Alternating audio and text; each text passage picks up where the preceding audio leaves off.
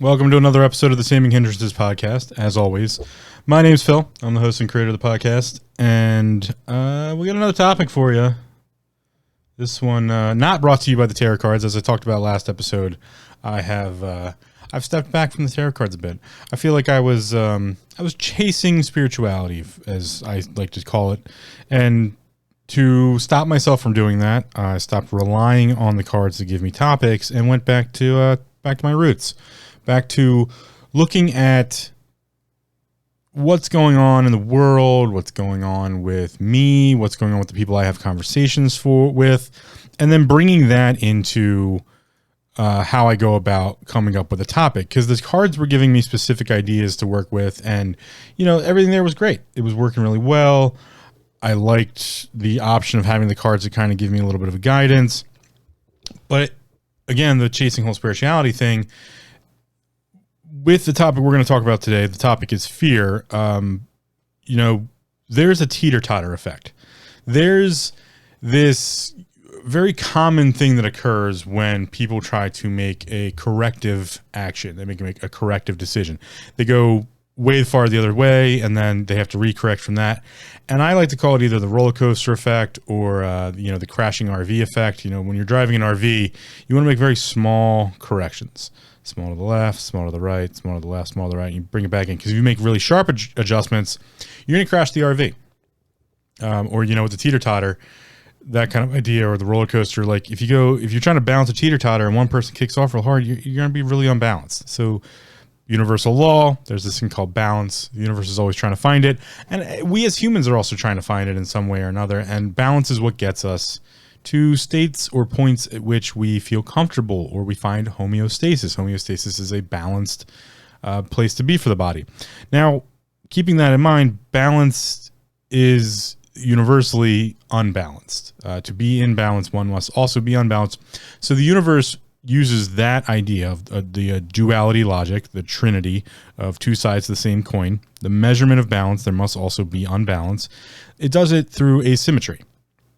And asymmetry in the sense of, I was chasing spirituality with the tarot deck, trying to come up with topics for my discussions or my podcast episodes, looks like using what I learned there, but without the cards, right? And so, going through the process of getting things wrong or figuring things out.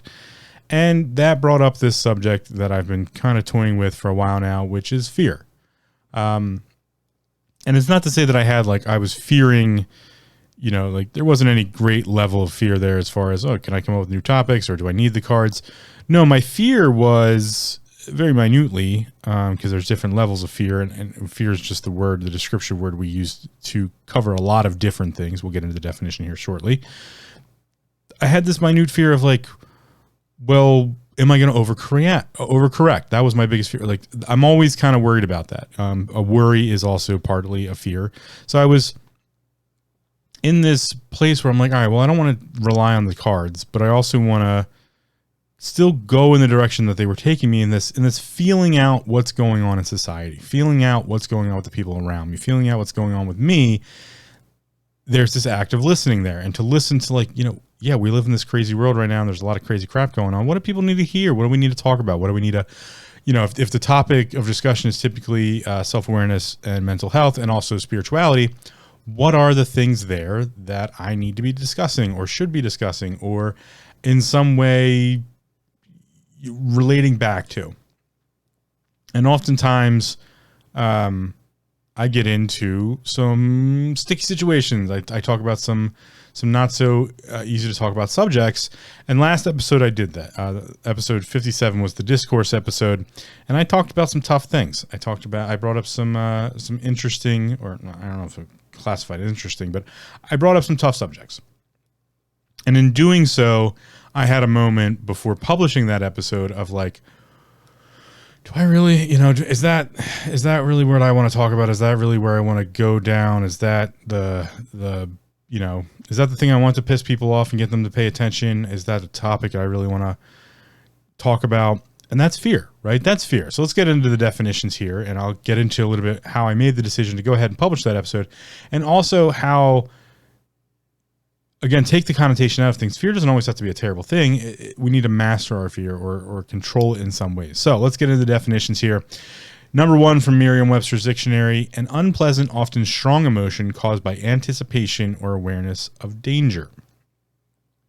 To classify 2B there, an instance of this emotion, a state marked by this emotion. Those are effects of fear.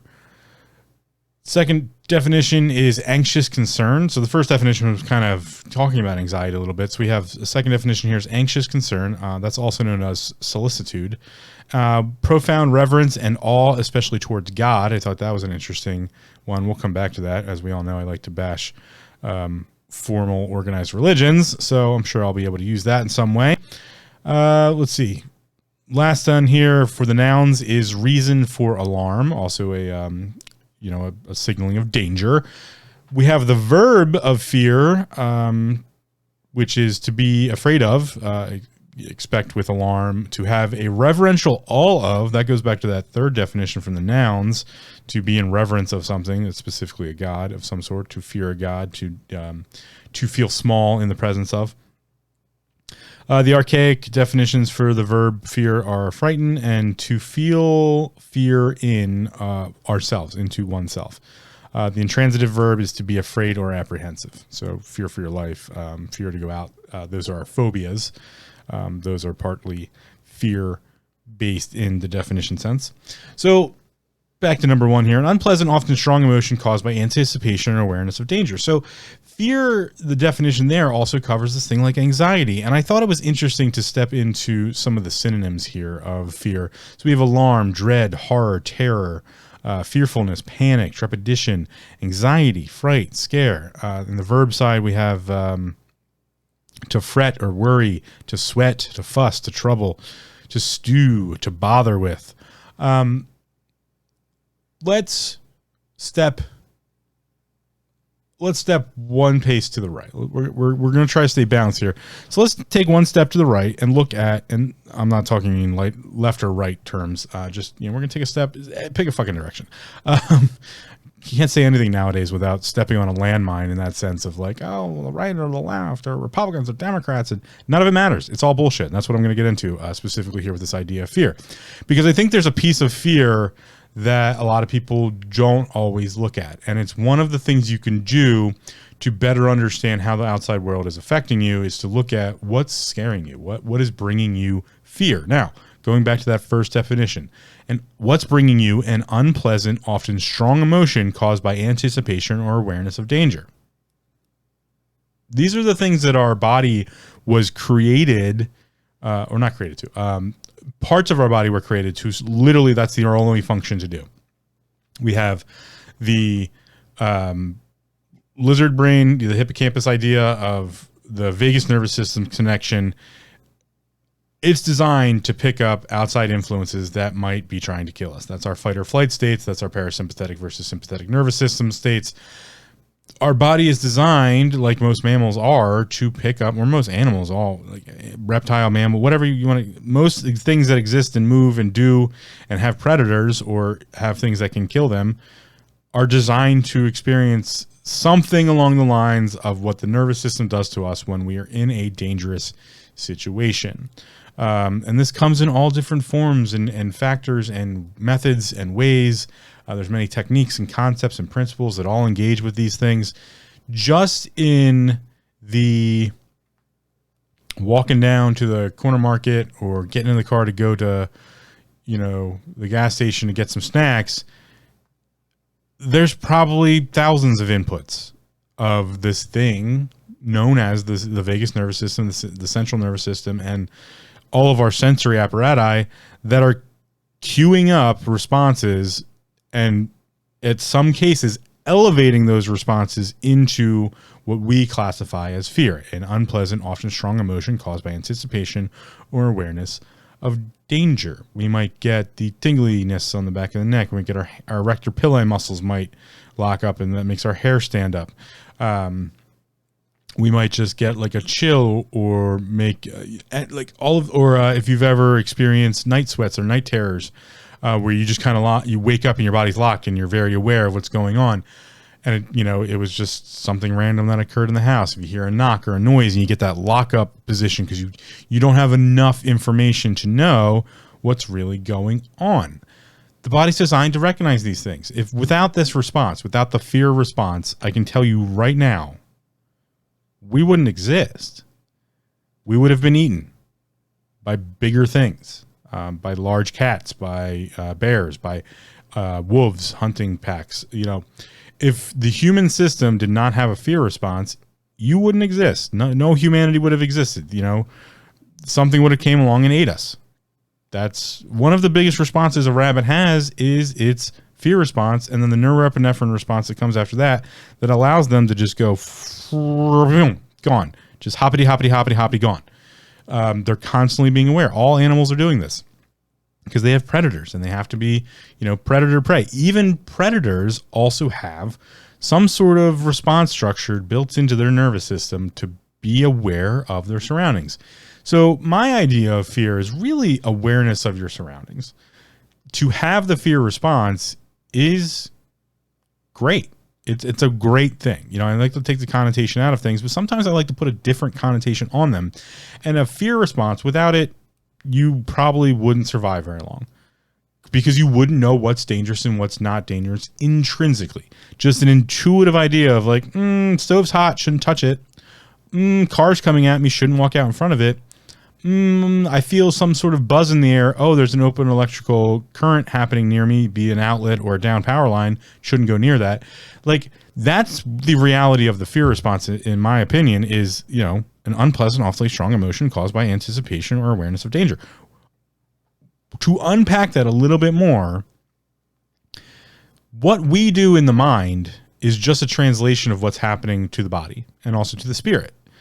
So when the definition here says an unpleasant and often strong emotion caused by anticipation or awareness of danger, that's happening at the mental state. Remember, all definitions of words, all language is a mental occurrence. The body did not come up with these definitions. The body did not come up with the verbal languages we use in the definitions there. The body does have its own languages, and it also has its own states and different pieces in that regard.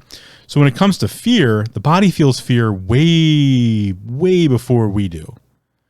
We just gather all that information up and call it fear as the defined word I'm using. And this is true for many of the topics I've ever discussed. I choose a specific word and break it down, do it, with definition and language and those things at the mental state. The conversations we're having are at the mental translation level. So you need to translate those into your own body. Now, in the martial communities, we have body language, and we get to have a different conversation. And you can liken this conversation to the same conversation that you have with someone else's body if it's in an intimate state or if it's in a family familiar state. You have the sensory apparatus for knowing if someone is either familiar to you or not familiar to you, or if they're a danger to you. If you've ever had someone walk up behind you and you kind of get that feeling of like, who's this person? And then you calculate. Your mind does the calculation of, your body's just going like, somebody behind us. Hey, there's somebody behind us, because can be a bad thing. The body doesn't know. And when it hits the brain in that sense, it goes, okay, well, where am I? I'm home. Oh, my partner's with me. No one else is here as far as I know of. And so we relax into the idea that, and then you get the familiar touch or the familiar scent or some sort of other piece of information comes along. Maybe they talk or they say hi, or, another piece of information comes along to turn off all of that fear response and be like, aha, it's familiar to me. It's someone I know. It's a loved one, or, or it's a friend, embrace for a hug or something, So in the martial community, we have conversation through action, through physical body conversation. We call it, in most martial arts, it's called bridging. To bridge one's internals to another person's internals. That's the conversation that can be had between two bodies, and it kind of skips the mind. That also occurs at the energetic level when we talk about spirit or the bioelectric field. So we're having conversations, and there's other versions of vernacular and language that occur between all the other subjects of body, mind, and spirit. But when we talk about these definitions that I use, specifically when we're talking about the word fear here, we're using Merriam-Webster's dictionary. We're using a specific defined idea that is a culmination of all of those inputs. So it makes it a little bit complex in that regard that, when we talk about an unpleasant, often strong emotion caused by anticipation or awareness of danger, we're also talking about how that is the definition we're using for the translation of what our spirit and our body are also feeling and translating at their levels. And all of that's hitting the brain, and then we're making rational, hopefully, or logical conclusions and using the information to act accordingly. When it comes to fear, some of that rationality and some of that logic kind of go out the window because we get into a panic state. And the panic state occurs when we don't have enough of that information, and maybe we don't trust something enough. We don't trust the spirit. We don't trust the body. Maybe we don't even trust the mind. And neuroepinephrine, of our 4 major chemicals that happen at the endocrine system, we have, dopamine, serotonin, cortisol, and norepinephrine. In a state of panic, norepinephrine and cortisol go through the roof. They go woof, off to the moon. They just rocket up because we need norepinephrine for fight or flight. We don't know what's about to occur. We need to get prepared for that. We need the nitrous oxide level, we need the blood oxygen level and the nitrous oxide level in the body to increase. NO boosters is something you might hear in the bodybuilding or workout communities or athletic training community. An NO booster is what people take usually in their pre-workout. So you have nitrous oxide increase. That's the precursor to that typically is norepinephrine. Norepinephrine can follow along with that, but we get that adrenaline rush, right? Adrenaline causes NO boost. It causes nitrous oxide boost. Nitrous oxide is the dilation, so the opening of the vasal activity in the body. So all your capillaries and the vasal and the arteries, everything opens up and we get more blood flow. With that, we're carrying oxygen-rich blood, so we get oxidization, which creates can create oxidative stress. But in the specific period of time of panic, we're using all that to prepare. The pupils dilate, the ears start paying as much attention as possible. You'll probably clench down on the jaw a little bit to get the ear canals open as much as possible and widen out the ears as much so they can pick up as much sensory information as possible. You'll get a sensation of blood rushing to the fingers or the toes, specifically the hands, so you have touch sensory, or it might rush to the area where you just got touched by. These are all the responses that happen at the body level and at the endocrine level and at the neurological. And I'm not doing any of this justice, to be honest. I mean, there's many people out there like Dr. Andrew Huberman, or you can look up Dr. Rimka. She does a lot of work with psychological and the brain, and talks about how, traumas and all these things affect all of these different other aspects of how the body works, specifically to the organs and the digestive, and even how we deal with outside influences as far as the body, mind, spirit connection. So she's a great resource to go check out as well. Again, Dr. Rimka, I'll have a link on the archive website at teaminginterests.com. But all of this other stuff is happening along with what we define here as an unpleasant, often strong emotion.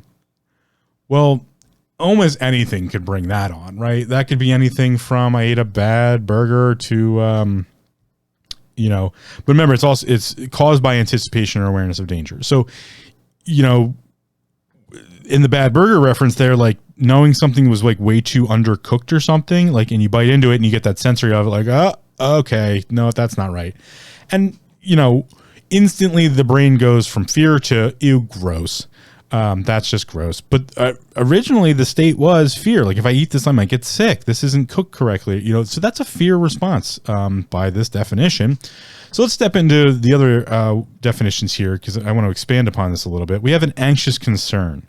That's anxiety, right? So I believe everyone has some sort of anxiety state. And some people suffer from a very deep anxiety state. And again, going to Dr. Rimke's stuff, this could come on from just like a childhood trauma to, a slip or a fall. I deal with it in the bodywork world where like somebody falls on their tailbone and they just have anxiety states built into the memory of the muscles in that area that, like, if their hips move one way or the other, the whole spine will lock up and you'll get all this spinal tension, which then brings on headaches because now they have a vasovascular response in the neck, and that causes a headache. And then that headache keeps coming around too much that it becomes a migraine, because then the endocrine system brings in a hormonal response, and it just cascades from there. Well, that's there's another word. So the second definition there was anxious concern, right? Well, a synonym to that is what's known as solicitude. The definition of solicitude is the state of being concerned and anxious. Anxiety, right? That's an anxious state. It's also attentive care and protectiveness. So in the body, we have this thing built in known as the protectorate response. The protectorate response is built into you because, fun fact, we're bipedal. And specifically, we're bipedal in the sense that the way we developed, I don't know what the story is there anymore, because who knows, be it evolution or created by aliens, I don't really know. I don't think anybody knows anymore. We got more stuff to figure out. There's some questions. Anyway, I'm half joking and half not joking. But the body has this thing known as the protective response. The protective response typically occurs due to the startled response. The startled response occurs when something like a loud noise goes off near us, or the startled response is that very first response we get to a fear state. Something occurs and we get startled by it. You can see this in rabbits or small prey animals when they, their ears lock, their whole body locks up, they get into a tense response moment. That's a startled response. They're getting ready. They've been startled and they're getting ready for action. We also get this with runners when, runners hit the blocks and the starting gun goes off. That's a startled response. A good runner gets out of the blocks quick because they respond to the startled response by just running. Like that's their answer. They're just going to fucking run. So the startled response occurs first, and then if the startled response settles itself, no major harm or foul. Typically, the body won't hold on to that type of trauma. If the startled response is not settled, if it goes into a protector response, it becomes memory to the body.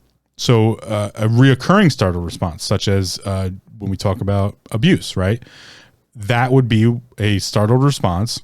Somebody raises their hand towards a child or towards you, or if you were in an abusive relationship, or in my case, I was in a sexually abused as a child.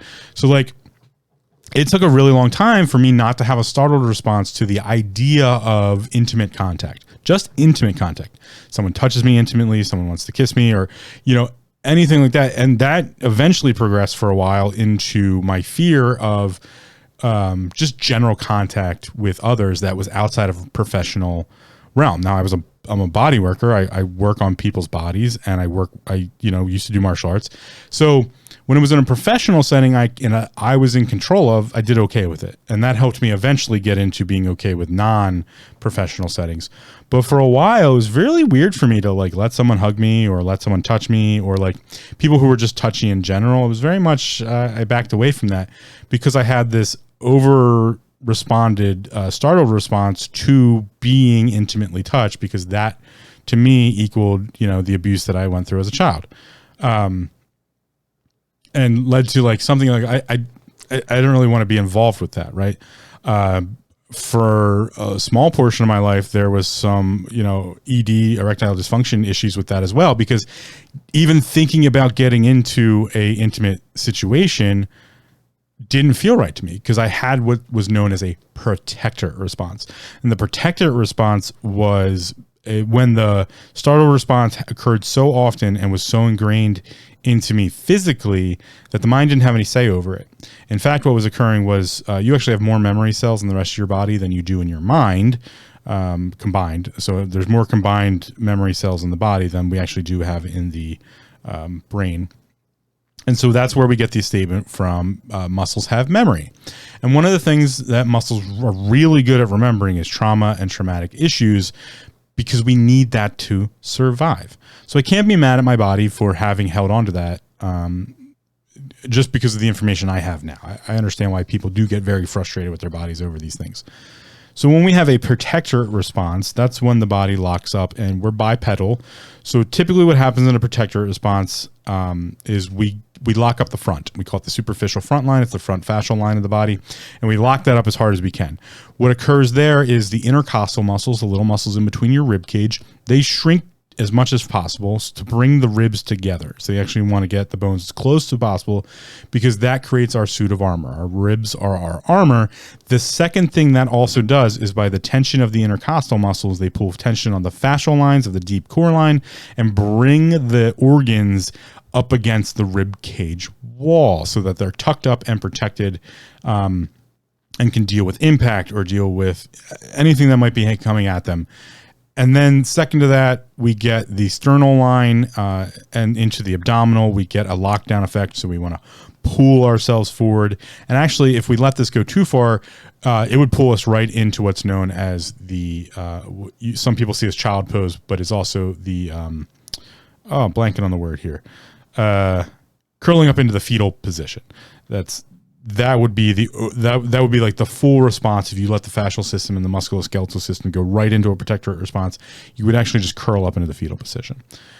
That's to protect the front organs. When that occurs, in my bodywork side of things, then the back has to work 3, 4 times, 5 times as hard to get you back upright. And with this memory function, if you're in a bunch of startled responses and then that becomes a memorized protectorate response and you're stuck in this protectorate response, you're going to have all sorts of issues. You're going to have digestive issues. You're going to have breathing issues. You're going to have lower back and upper, neck issues because you can't pull yourself upright. You're going to have imbalance to the hips. That's going to fire down through the hamstrings and follow that superficial back line down to the ground because you can't do what's known as grounding or rooting. And then you're going to get a tight soleus, and that soleus is going to tighten up the gastroc and actually eventually rely on the gastroc to do its work. The gastroc and the soleus are the muscles of the calf muscle. And then from there, the Achilles tendon is going to get tight because now the gastroc and the soleus are tight, and they're both doing the same action, which is trying to flex the knee.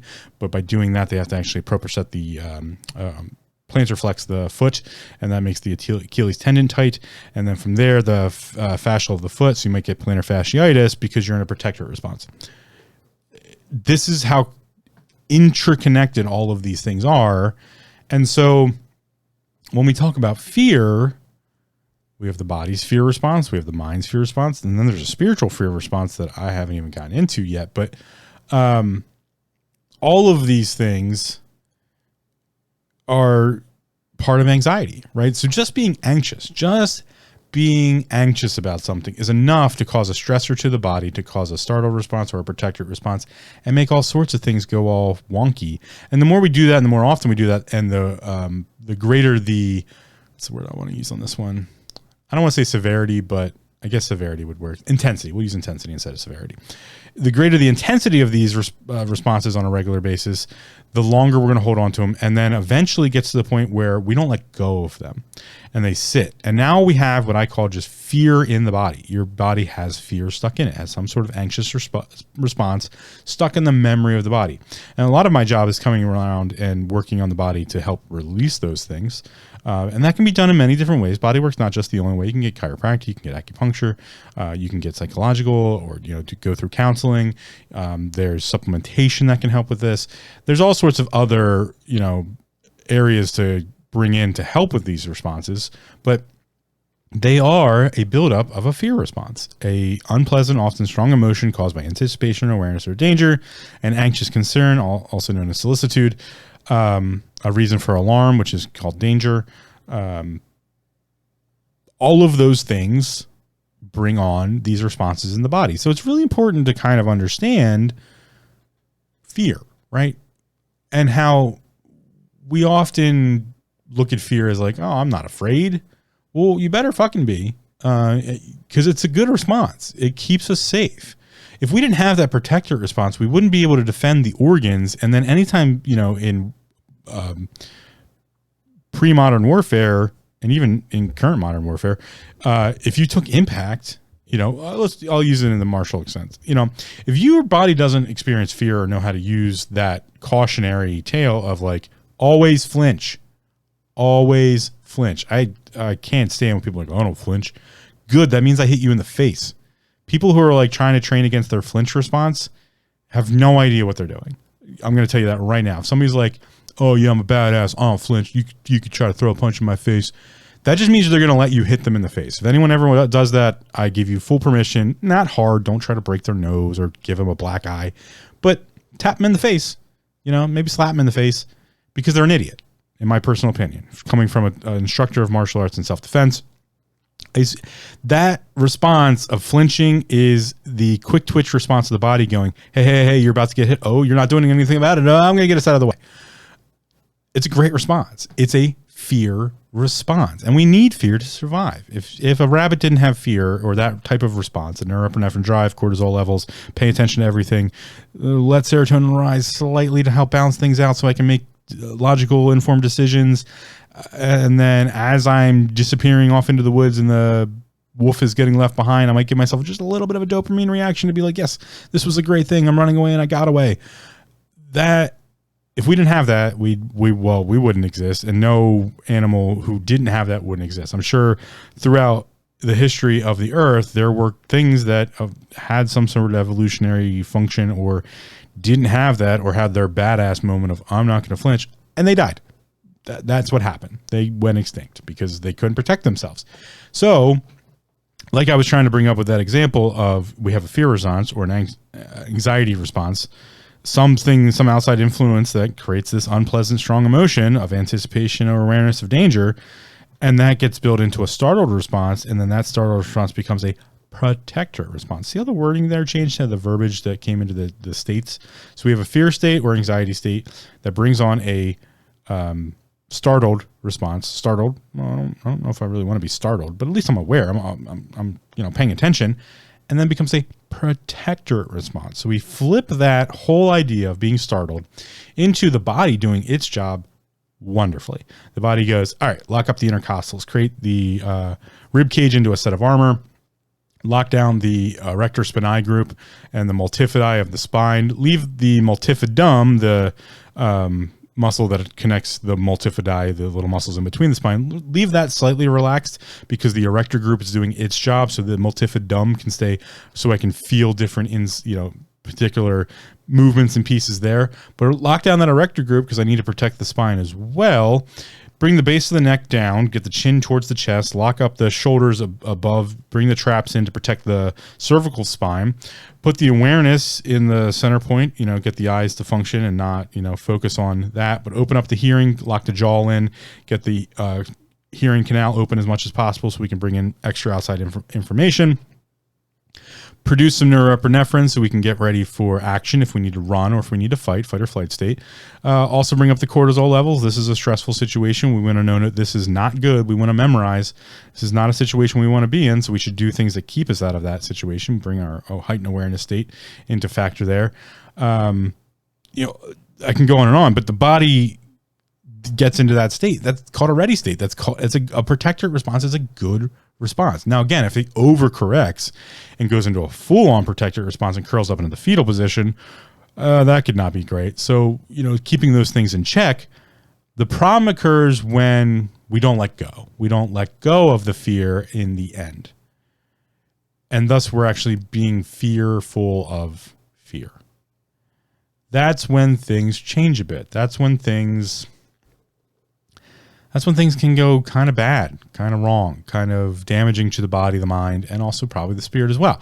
So before I get too far down into how we, can correct for some of these things, I'd like to go over this third option for definition here, because I think it's kind of important on the spiritual side of it. One of the fear definitions is profound reverence and awe, especially towards God or gods. This is the spiritual awareness side of fear. On the spiritual side, keeping in mind the bioelectric field, keeping in mind our vagus nervous system's ability to pick up light and frequency, the central nervous system's ability to do that, how all of our sensory apparatus, from sight to smell to taste to hearing to touch, all of them are just picking up some sort of frequency of light or Hertzian frequency based idea of a vibrational state. When one has a profound reverence and awe, especially toward a god or gods, this is a state of being aware that something is far more powerful than you are. You can have this same state. I don't know if many people have ever experienced this, but if anyone's ever been around massive voltages, I mean like high voltages of electricity that are in non-contained states, or non-insulated states would be a better way to put that.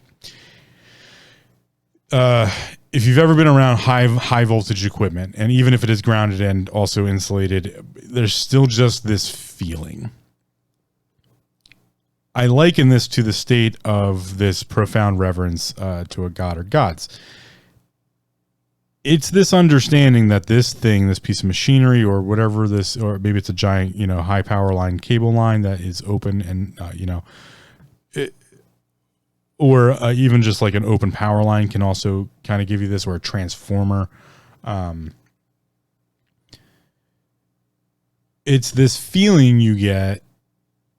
You almost like you get a little lightheaded, or everybody's explained it to me a little bit differently, but it's this feeling of like, holy shit, that's a lot of power, or a lot of something. It's a lot more than I am, that's for sure. And it's very, very dangerous because I am not nearly as powerful as that, nor can I do anything against it for it. I can't interact with this in any way that I can get away with. It's either going to kill me, or I won't even be able to get, like, that's the kind of feeling that occurs. And I call that that's more of the profound reverence in all, especially towards God, as far as a fear state there. I'm probably pissing some people off with this, but I'm kind of okay with it at this point. There's also that state when it comes to like someone telling you not to do something, but you really want to do it, right? So like, even though you're allowed like a high voltage situation, you're kind of like, I kind of want to like, it's like this curiosity occurs. That's the all state. That's to be in awe of something, or to, it's just so immensely not understood by you or your body, but also at the state of like, no, I totally understand that it's more powerful or dangerous or something along those lines, but you want to engage with it. Like, don't push the button, but the button's right in front of you, and the button is just a high power voltage line that as soon as you connect it, all of that voltage is going to go through your body. But some part of us kind of goes like, curiosity, what happens, that's the all state. That's to be in all of it, to be in reverence. So on the spiritual side of it, let's talk about that for a little while, or a little bit here. This is the awareness of the complexity of the macrocosm, of just how small we really are. And this is a state that constantly is crushing us with fear, a unpleasant, often strong emotion caused by anticipation or awareness of danger. We know that there's this thing like the sun out there, right? And what we don't always engage with is the idea of just how ginormous it is. The sun is massive. Absolutely. And not only is it massive, but it has the magnitude. And it is just crazy. It's so ridiculous that the sun is hurtling, and I mean hurtling through space and time at thousands of miles. I think it's thousands of miles per second. I'll have to figure that out. So I have an exact number I can reference. I'll have to get some sticky notes or something. But it's moving super fast, right? It's just super fast. But at the same time, it's due to its magnitude to be drawing planets. Not just us little Earth or little Mars, a Jupiter, Venus. It's dragging them behind us in space and time. We're in a heliocentric orbit, which means we're trailing behind. We're almost like a comet tail behind the sun as it moves through time and space.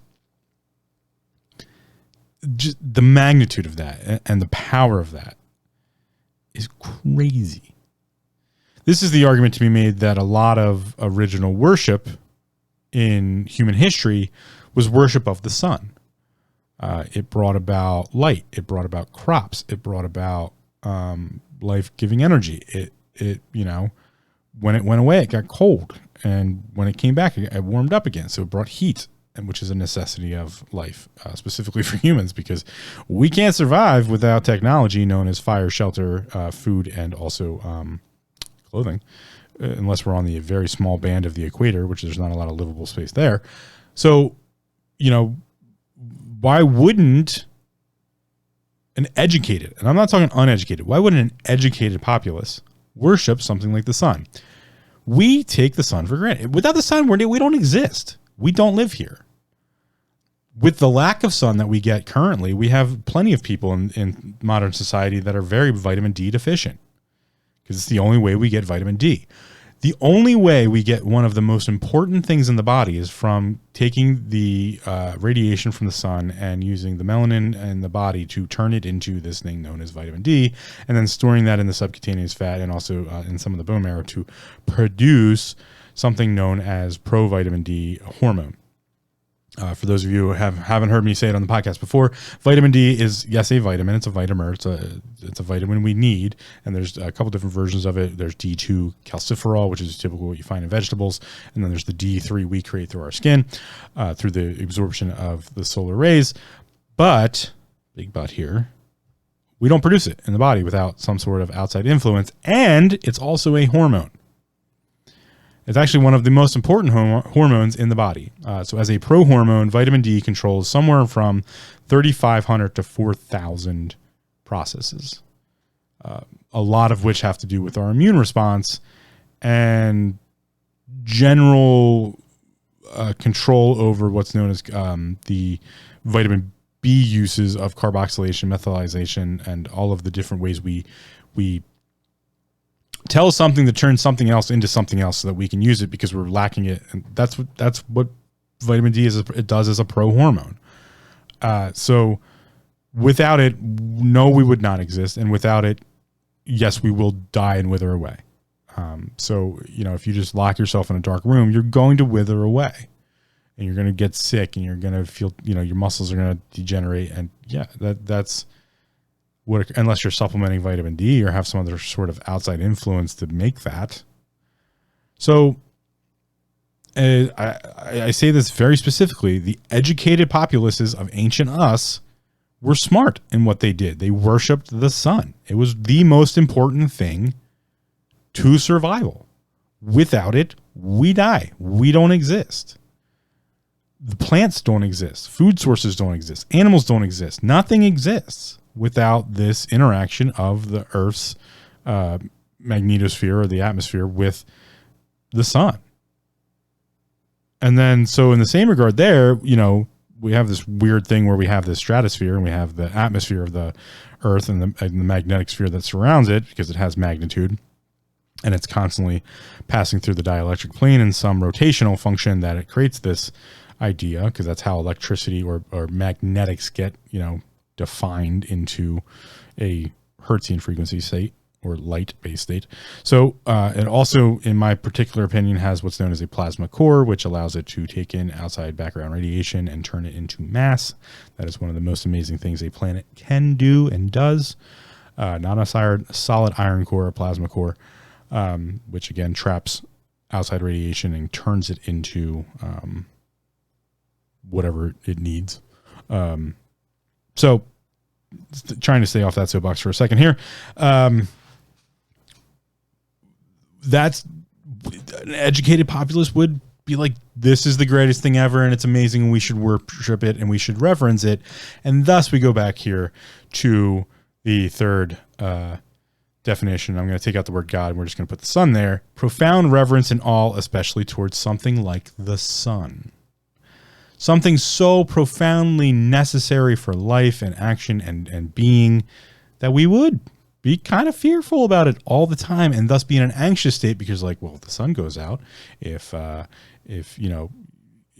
water stopped existing, if shelter stopped existing, so you can have these anxious states constantly. Now, some of those are really good because they're a survival trait.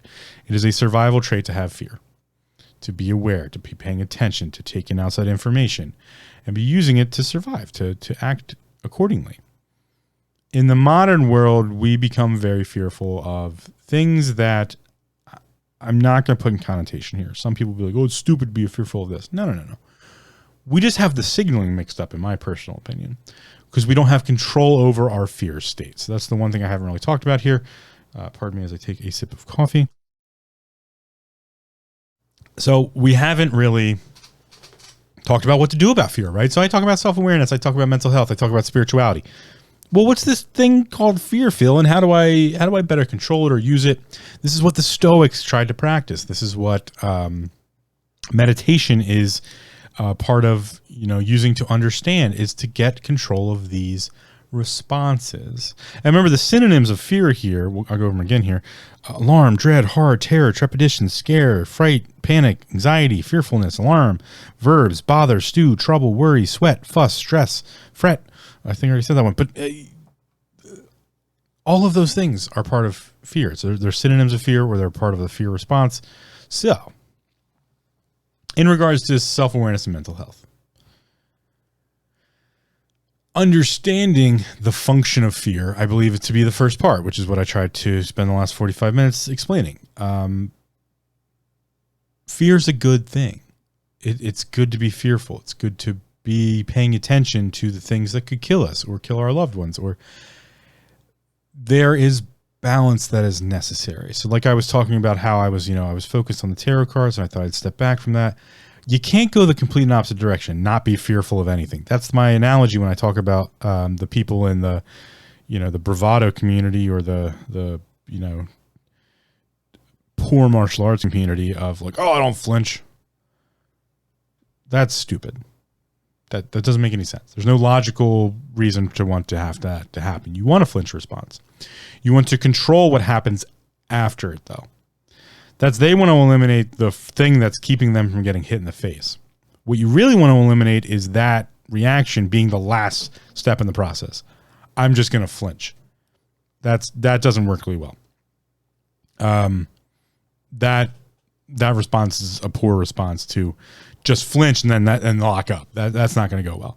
So really you want to have a fear response. You want to have a flinch response, but then you want to control what happens after that. And that's typically where the point at which anxiety sets in a little too much. And we have anxious states and we get this startled response that becomes a protectorate response. And sometimes we can't control the outside influences. I was far too young and far too unaware of the world or understanding of sex and sexuality to understand that I was being sexually abused. I just knew that there was some sort of abuse happening here and I wasn't really okay with it. But I didn't understand really what was going on. So part of getting control of my fear response there was to understand, one, what the fear response is, and it is necessary. I don't want to be touched by someone who is trying to cause me harm or do something that I didn't want them to be doing to me, right? That was the part that I was getting mixed up. I was considering all intimate responses to be part of that response. Like, no, this isn't okay. In fact, what I needed to rearrange there and rewire was, control, right? Control of the situation. And that's where, in the self-awareness and mental health state, it's where's the control structure of fear? We want to have a startled response. We want to have a twitch response. We want to have that, reaction of like, no, I don't want to get hit in the face. But what happens after that is the control of that response. The initial response is, in my perspective, it's nearly always a good thing, right? Yeah, we can overreact. That's fine. But underreaction usually leads to something bad happening. Either, getting punched in the face, getting hit by a car. The overreaction can also have poor outcomes, but so I guess I should say in that sense of like, we want the initial reaction. We want a balanced initial reaction. We want whatever, little reaction we're going to have, and then control after that part. And to do that, we have to be aware of the state that we got into, and that's called a fear response state. And so the fear response is good and bad. If we let it go too far, it's bad. If we initially have it, it's good. So we want to stay in that balanced state and not allow the anxiety, not allow the anxious pieces to set in. And it's not easy. It's tough. That's, someone who suffers from anxiety is probably like right now, like, dude, like, yeah, this is what I go through all the time and it fucking sucks. And like, I don't know what you're talking about. Like, controlling those states is a really tough thing to do, specifically for an over anxious person. But first step, again, is to understand that the fear state was the right state. It's hard to wrap the logic around it when you're in these anxiety states, but like being anxious was the right answer. Allowing that to cascade into a spiral, that was not being in control. So it's, in my personal opinion, not the best idea to try to control the fear state. That's not going to happen. And to be honest, it's a bad idea to let it happen, to eliminate the anxious response. To control the anxious response is better. And to start with that, you can start with, oh, I'm in an anxious response. That's okay. It's okay to be anxious. It's okay to have anxiety. It's okay to, those are all okay things. I don't know why in the Western medical system, we're like just trying to give everybody Prozac and be like, just be mellow, bro. Fuck no. Don't just be mellow. Become mellow, but have the anxious response. It's okay to be anxious about something. It's totally okay to have anxiety. It's okay to be fearful of something. It's okay to experience fear. Not experiencing fear means you're probably going to have something bad happen to you. The thing that survives in the animal kingdom is the thing that has a fear response and gets away. If you get two bunnies and a wolf, and the wolf, or not, I keep harping on bunnies and wolves. Maybe people don't want to hear about bunnies dying, but it doesn't. None of anything I'm going to use is going to be a cute animal. So let's use a gazelle, right? If you have lions and gazelles, the gazelles that get away are the gazelles that had a fear response and were like, oh no, lions, run. And they ran. The lion who doesn't eat is the lion that goes, oh, I'm going to get kicked in the face by a gazelle. Don't try to eat it. Nope. The lion who also dies in the process of hunting something is the lion that doesn't go. The lion that goes, oh, screw this water buffalo. It can't hurt me. That's the one that's going to get trampled on by water buffaloes. So on both sides of the hunter and the prey, there's a fear response. This fear response makes us really good at making logical, aware decisions. We just often let it cascade too quickly. So the anxious response, the fear response, awesome. Be more fearful. Be more aware of things that could cause you, it causes anticipation or danger. Things that will put you in danger. Be more aware of things that will put you in danger. That is to be more fearful. Again, first definition, an unpleasant, often strong emotion caused by anticipation or awareness of danger. Be aware of danger. Have the emotional response. Understand it, though. Understand that, oh, I really just don't like being in crowds. How can I adjust to that so it won't? Maybe it is just I'm not going to go to this party. I'm not going to go. I don't want to go to a party. I'd rather get a cup of coffee with some close friends. That's how you can use it so we have the mental health side of things, which is to understand that a fear response is a good thing. To be anxious is okay. To have anxiety is not the end of the world. It's not, eliminating is not the answer. Yes, you're going to have these things. It's going to always occur. It should occur. It's what's helping keep you alive by being aware of dangers. But maybe we need to market down the dangers that we're being scared of, or maybe there's some irrational fears, or maybe there's a trauma that's causing this and causing the startle response, but it became a protectorate response, which is now a memorized function of the body. So maybe we can unpack those things and get better to maybe not being in an anxious state all the time.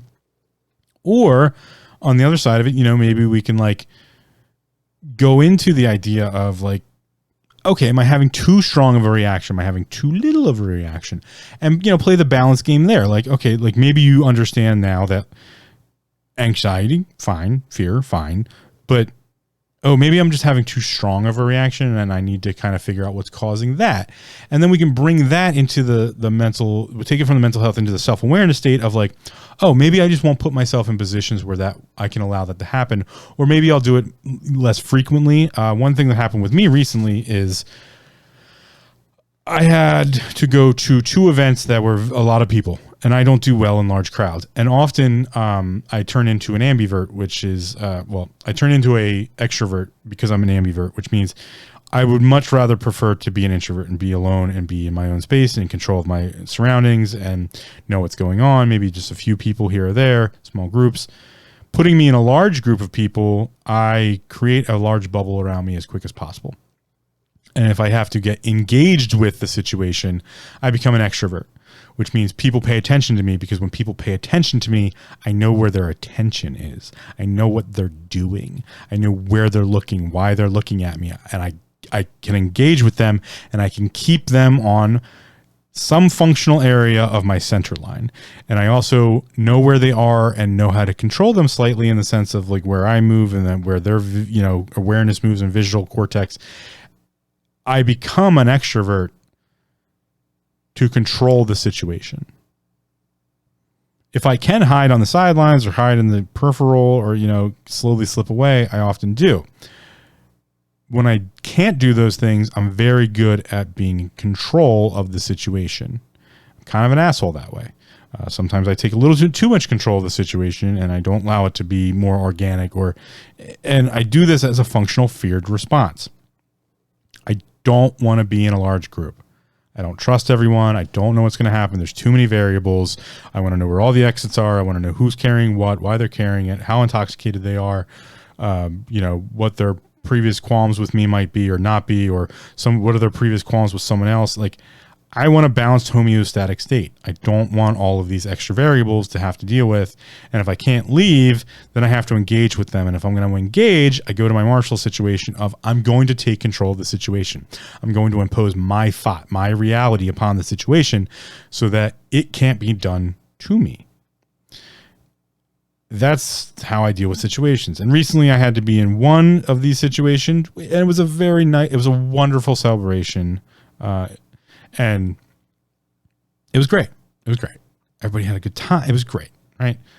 I was just a little uncomfortable because I had to be in a state of like readiness and so I turned to an extrovert. I dance, I talk, I go around, I crack jokes and I engage with people. And then as soon as I'm getting too overwhelmed, I hide, or and I escape. And then I'm like, okay, now I got to go back. And I'm playing this balance game of okay, go engage. All right, now disengage. And it's a fight for me.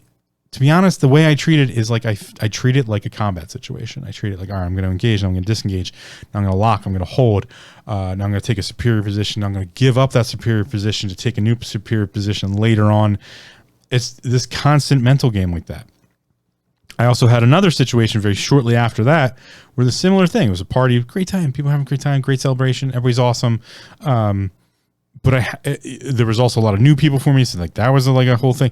And again, I did the same thing. I engaged, and everybody's like, "Wow, man! Are you sure you're an introvert?" And I'm like, "I am, because you don't understand what's going on here." It's no fault of their own. I've never really talked about it. I don't allow it to be kind of seen, because that would take a weakness, and you never give a weakness, because if you give a weakness, you better be giving a weakness to take a superior. Again, all the engagement terms and everything that happens in my head. And then the one thing no one ever sees, or I should say one or two people in the world have ever seen, is what happens afterwards. My anxiety builds and builds and builds. That the reason I'm fearful of the engagement in the beginning of being in a social interaction with a large group of people, or even just a long social interaction, is because I know what it's going to do to me afterwards. After these two soirees or parties, celebrations, I didn't sleep. I usually get 1 or 2 hours of sleep, maybe. I get very drained, very tired. I just feel very, I get into a depressive state that used to spiral out of control because I didn't understand what was going on. So yes, I am fearful of, I'm wary of large groups and social situations. And so I try to limit the amount of them I do because of the aftermath. The aftermath is typically my brain running through every conversation, everything that was said, every interaction, even the ones that I wasn't there for or was just paying attention to or heard about.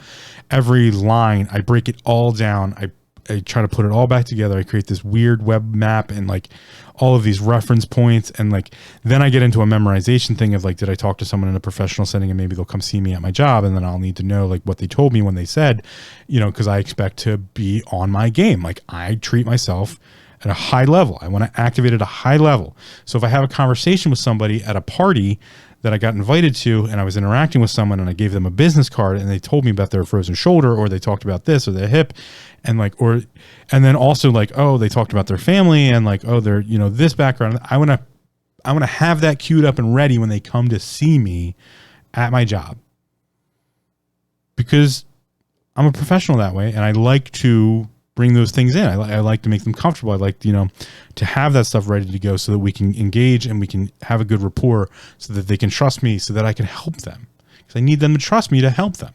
That's part of my job, a good deal of my job, or anyone doing any kind of therapy or therapeutic practice. A lot of the job is getting the body, mind, and spirit of the other person to trust you enough to help them. They did the hard part first. They decided they needed help, and they were going to seek outside help to do that. That's a fearful state right there. It's a very scary thing to do. So it's my job to activate at a high enough level that I can build a trust and a rapport with them as quickly as possible, so that I can get them the results they're looking for. And that requires their body, mind, and spirit to trust my body, mind, and spirit to help them, to be there to help them. And to do that, I need to pay attention at that party, what they told me and all the other extra things, so that even if I do forget a little bit of it, I can at least have the reference point to ask.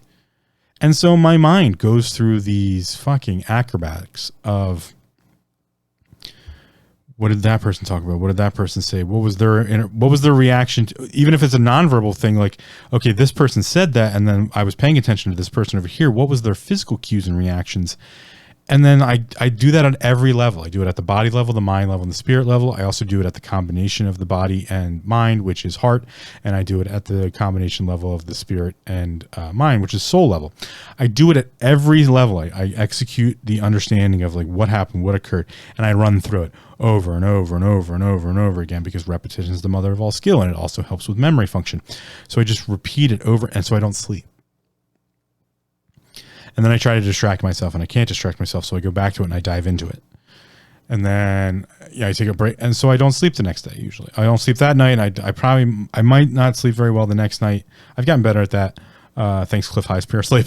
I've also, I get just very drained, not only because I didn't sleep, but because I just had to be, I'm very engaged in these parties, trying to pay attention, trying to memorize all these things that are happening.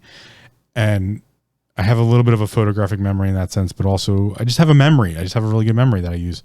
But at the same time, I'm in my personal bubble inside of what no one sees, because I'm putting on this extroverted face, this mask. No one sees the internal dialogue and conversation of like, all right, center line there, move there, exit there. Is that person okay? Is that little kid about to trip over? Like, I'm watching everything, paying attention to everything all the time, while also paying attention to my position in that space, and always being in a ready state of like, I am the one usually qualified to produce medical care if something bad goes or happens or goes wrong. Like, I just am prepared for those things. I'm also the one that will typically like respond to like, cleaning something up, or, I'm just a service minded individual. So I'm always paying attention to these factors and functions and doing, and it's a lot for me to try to let go of all that. So I'm really fearful of being in groups or parties or going to events, because I know what it's going to do to me.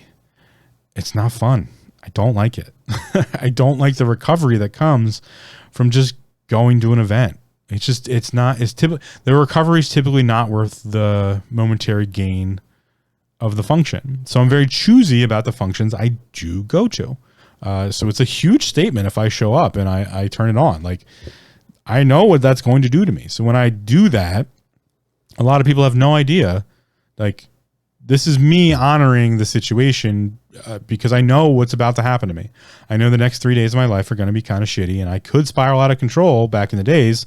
Now I'm much more aware and in control of it. But back when in my 20s, spiral. Just a simple intimate reaction, intimate situation with someone. And I don't even mean like a sexual intimacy, just like someone told me something like that was a secret, or like told me something in confidence, or needed to talk to me about something, or like came to me for advice on something, could spiral into 10, 12, 14 days of me running that conversation over and over, grinding it against the stone over and over and over again, adding alcohol or drugs to just get out of that mindset, to get away from that just constant crushing, wanting to like, okay, like, did I say the right thing? Did I not?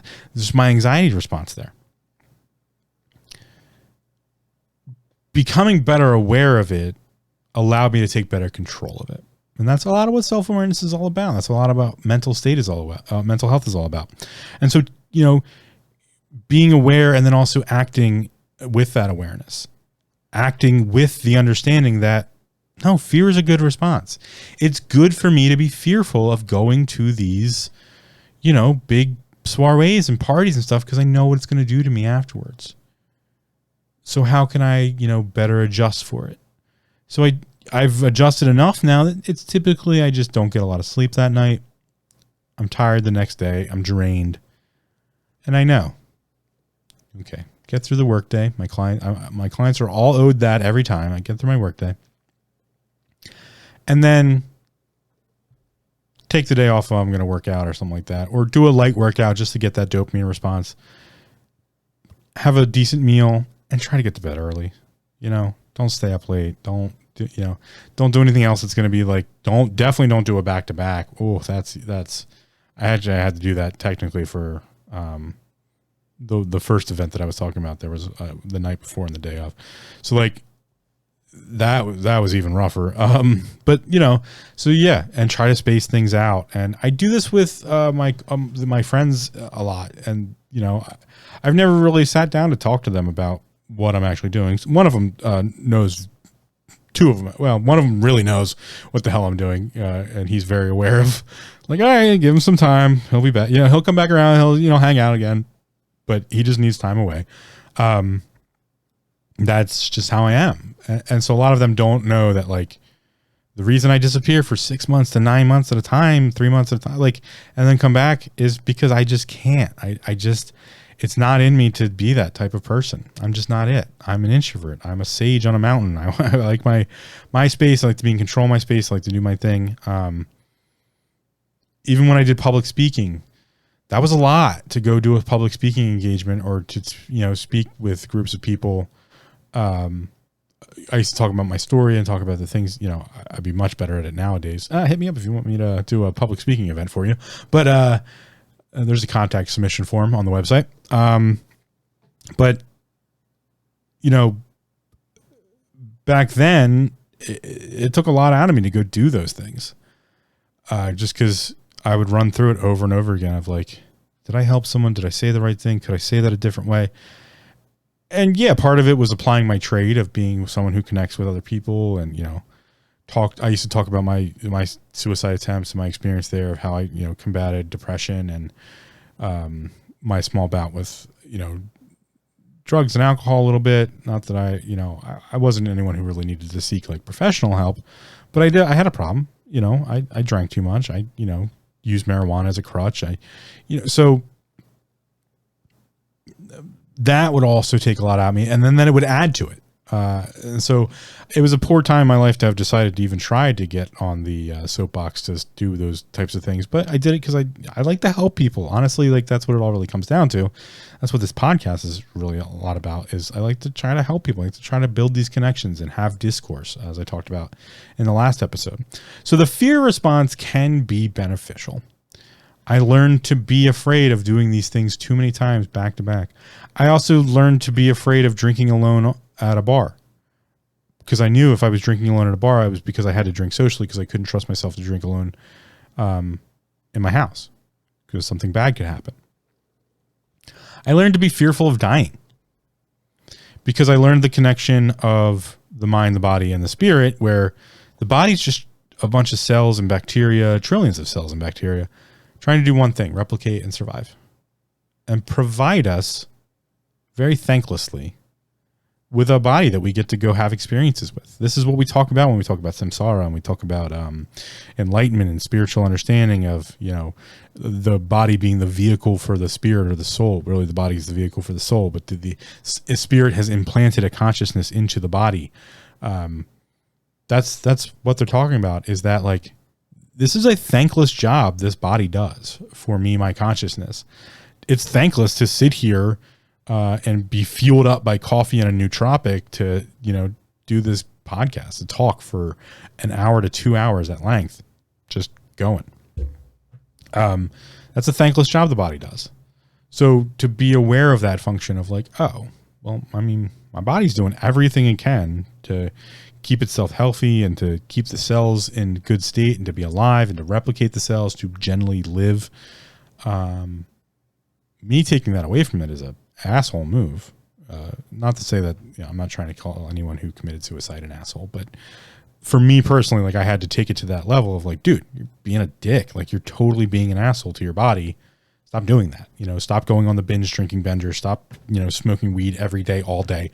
Like, stop doing that. Stop trying to slit your wrists. Stop punching yourself in the shoulder just because you want to feel pain. Stop bruising, yourself in places people won't see.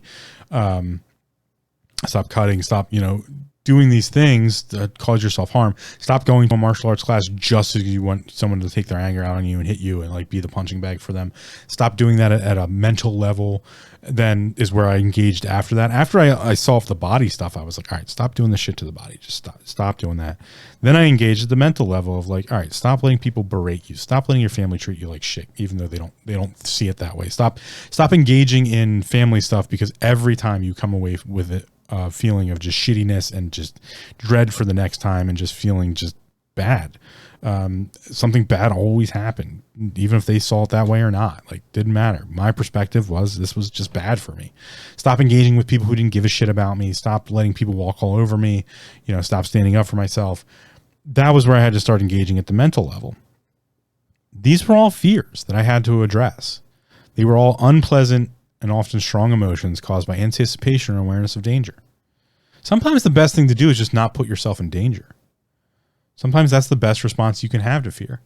It's just, and that's not always the option. I know that. Like, the world's gray. It's not black and white. It's gray. And all different fucking shades of gray. And so, there's no one answer fits everyone. That's, I think, the thing people fear the most is that there won't be an answer. That there's no options left. That's one of the biggest fears someone can have. It's one of the fears I had, that there was no options left.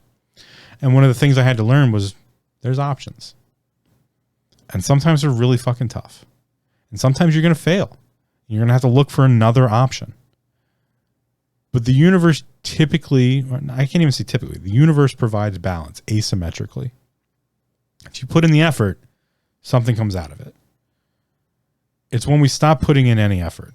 That's when it all goes awry. So when I bash organized religions, I bash them because of dogma. And dogma is the practice of letting the pastor, the priest, the rabbi, the spiritual influencer tell you what you're supposed to be believing or what you're not supposed to fear. That's no effort. There's nothing that comes out of that. There's no spiritual enlightenment. There's no spiritual fulfillment. Nothing comes out of that. Not reading the contextual or reading the context of the text for your specific religion that you believe in, there's no effort input. There's nothing that you'll get out of that. If you don't read the Bible, if you don't read the Torah, if you don't read the Quran, if you don't read the canonical writings of Buddhism, if you don't, not that that's a spiritual practice, but like even on that level, like spiritual, non-spiritual, just philosophical level, although I believe philosophy becomes very spiritual very quickly. If you don't put the effort in to read those things, you're never going to get anything out of them. Same thing goes for your fears. If you never put any effort into understanding your fears, you're never going to have the options to get out of them or control what happens after the original response. Remember, the fear response is really good. It can save your life. That random tingliness that tells you don't step out just yet. Don't get off the sidewalk just yet. Could save your life from getting hit by a bus or a truck. And those are the extremes. Could also keep you from getting hit in the face with that piece of gum that somebody just threw out their window. Shit like that. Like, remember, I talked in the very beginning about the teeter-totter effect, the roller coaster effect, like keeping it in balance. So oftentimes we use the shock lines of, like, oh, you could die. But there's also like, it's sometimes not so bad that you're not on the roller coaster, right? That the ups aren't so up and the downs aren't so down.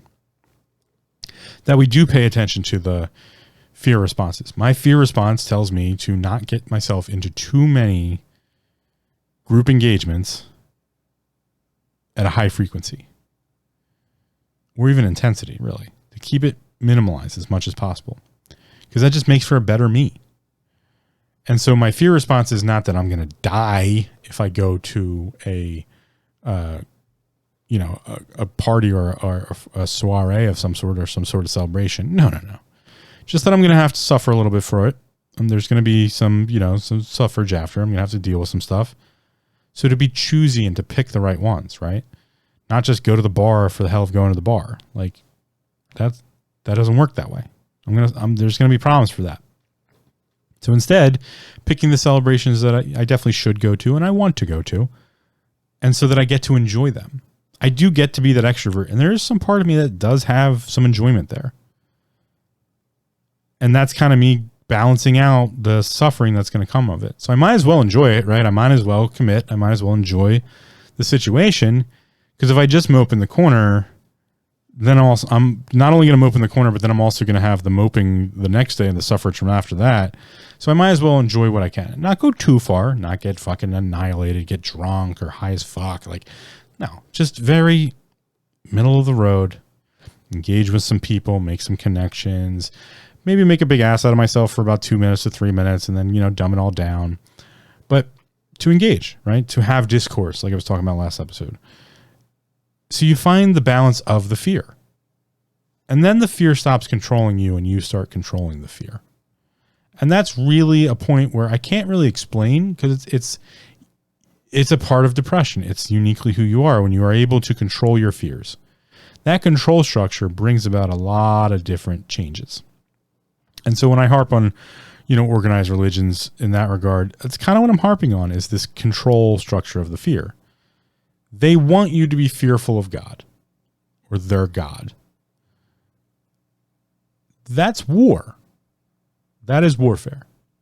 To want you to be fearful of something because you don't understand it, and then also not teach you about it or give you the tools to learn about it, that's a state of war. You are now in a mental, psychological war. And we're in that state quite often. So at this point of the episode, you can head off if you've gotten what you needed to get, which is to understand that you can control fear, and that's part of self-awareness and mental health. It's also part of spirituality, to understand that fear state, and that fear is good. It is beneficial. We just need to be able to control it, right? So with that idea, right, we can step into what's occurring in the other side of things. These psychological warfare states that we find ourselves in modern society. One of those has been happening for quite a long time, even in non-modern society, where they use things that you didn't understand to control you with the fear of not understanding it. I often find that the end of fear is when we start to understand, or we start to be less naive and to be more educated. And then we can get ourselves into a deeper fear, but a good deeper fear. And this is the bell curve of beginning to mastery. So like the beginner thinks they know everything, the intermediate thinks they know nothing, the master thinks they know everything, but they don't act that way, right? So that intermediary situation, the bell curve of like thinking that you know nothing, makes you very fearful of all the things like, I don't want to do this wrong. Am I doing this the right way? Those are good fears. Those are awareness fears. Like to go into a situation where you don't know the outcome and to be fearful that you're going to do it incorrectly, but then so you don't do anything, not the right response. That's not a balanced response. To go into that situation knowing that there's no physical harm to you that's going to happen, there's no real psychological permanent harm that's going to happen to you, and that it just might be a little uncomfortable or something like that. To then engage and say like, okay, I don't know if I'm going to do this correctly, so I want to make sure I do it correctly, right? And to be a little bit anxious about that, a little bit fearful about that, keeps us in a balanced state of not going way off the rails and, going to one side, which is like cut the blue wire when you're supposed to cut the red wire, or to go on the other way where it's like not even to try to, cut any wires and let the bomb explode. Again, I'm using crazy examples here, but to like get out the manual, figure out what's going on, and then snip the right wire. But be like panicked the entire time. That's a balanced response, really. That's an asymmetrical balance. So when I'm in these situations and I'm internally screaming, run away, run away, run away, run away, find a corner, but also engaging and talking and being jolly and cheerful and trying to be funny and make sure people are having a good time, that's kind of an asymmetrical balanced response. That's what I take it as. Like, yeah, I got to be an extrovert for a little while. so that I can go back to being my introverted self. That's a balanced response. But unfortunately, what's happening in society for the most part is people are being forced into engaging into things they don't understand or don't know. And then the people who are telling you that, using that to create fear or to breed fear, right? So in modern society, we have this thing called the news, and it's pretty regular all the time, 24/7, 365 in your face. We have social media, we have Twitter and Facebook, and we have Instagram and all of these other platforms. We have YouTube, and we have Discord, and we have Telegram, and just all of this stuff, right? And some's good, some's bad. Everything's got to be balanced, right? A lot of it's out of balance because a lot of it's pressuring people into fear, into anxiety, to get a response out of them. And I did that throughout this episode for a very distinct reason. I used extreme examples while also talking about balance to get a shock value out of you. Be like, oh no, I need to be fearful of fear. No. What we're seeing is people containing a situation using psychological warfare. And one of the biggest things I've always said is that, you were born into war. What humans do is war. We are a warring species. We invented war in this world, on this planet, and the way in which we fight it and go about it, and we are the best at it. And we're even at that, we are competing and fighting to be the best at it in every way possible. So in that regard, we get into what's known as the psychological warfare. And that is what I'm doing at some level when I'm being an extrovert, when I'm making people pay attention to me, keeping people aware of me or my awareness so I can keep them where I want them in my centerline regard, in regard to like who's a threat, who's not a threat, who I can control, who's an ally. It's a psychological event. I try to keep myself in check as best I can. My ultimate outcome is the way I win the war in that sense, in the psychological war of an extroverted situation, is everybody has a great time. We have fun. There's a lot of news outlets and political parties and people and government situations and corporate leaders and influencers and a bunch of other, royal parties and all these things not wanting you to have fun necessarily, wanting you to have their fun. There's a lot of groups and organizations, 3-letter organizations, both on the health and legal and law side of things and government agency side of things, using fear as its fourth definition here on Merriam-Webster's dictionary. And also its fourth definition in the verb. So the fourth definition in the noun is reason for alarm. There's danger. Random spree of murders in your hometown. That's something to be worried about, right? And to pay attention to.